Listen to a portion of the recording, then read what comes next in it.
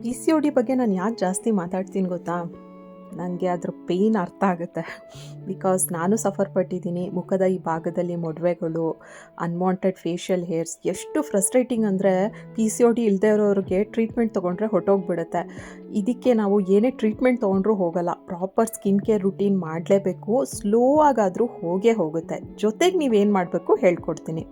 Daily ನೀವು spearmint ಟೀನ ಉಪಯೋಗಿಸೋದಕ್ಕೆ ಶುರು ಮಾಡಿ. ಈ ಟೀ ಕುಡಿಯೋದ್ರಿಂದ ಸ್ವಲ್ಪ ಮಟ್ಟಿಗೆ ನಮ್ಮ ಫೇಶಿಯಲ್ ಹೇರ್ ಮೊಡವೆ ಎಲ್ಲ ಕಮ್ಮಿ ಆಗೋದಕ್ಕೆ ಹೆಲ್ಪ್ ಮಾಡುತ್ತಷ್ಟೆ. ಇದರಿಂದನೇ ಎಲ್ಲ ಸರಿ ಹೋಗುತ್ತೆ ಅಂದ್ಕೊಂಡ್ರೆ ತಪ್ಪು. ನೀವು ಕನ್ಸಿಸ್ಟೆಂಟ್ ಆಗಿ ಬ್ಯಾಲೆನ್ಸ್ ಡಯಟ್ ಫಾಲೋ ಮಾಡಲೇಬೇಕು.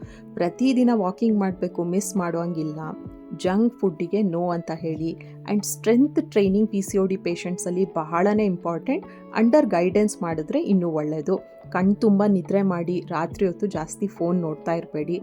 ಲಾಸ್ಟ್ಲಿ ಮೋಸ್ಟ್ ಇಂಪಾರ್ಟೆಂಟ್ ಇದು, ಲೈಫಲ್ಲಿ ಯಾವ ಪ್ರಾಬ್ಲಮ್ ಬಂದರೂ ನಗ್ನಗ್ತಾ ಅದನ್ನ ಫೇಸ್ ಮಾಡಿ. ನಿಮಗೆ ನೀವೇ ಸಹಾಯ ಮಾಡ್ಕೊಳಕ್ಕಾಗೋದು ಅನ್ನೋದನ್ನ ನೆನ್ಪಿಟ್ಕೊಳ್ಳಿ. ಬೇರೆಯವ್ರ ಬಗ್ಗೆ ನೆಗೆಟಿವಿಟಿ ಬೇಡ. ಆ್ಯಂಡ್ ಜೀವನದಲ್ಲಿ ನಿಮ್ಗೆ ಏನೇನು ಒಳ್ಳೆ ವಿಚಾರ ಇದೆ ಅದ್ರ ಬಗ್ಗೆ ಥ್ಯಾಂಕ್ಫುಲ್ ಆಗಿರಿ. ಆ್ಯಂಡ್ ನೋಡಿ, ಪ್ರಪಂಚ ಎಷ್ಟು ವಿಶಾಲವಾಗಿದೆ.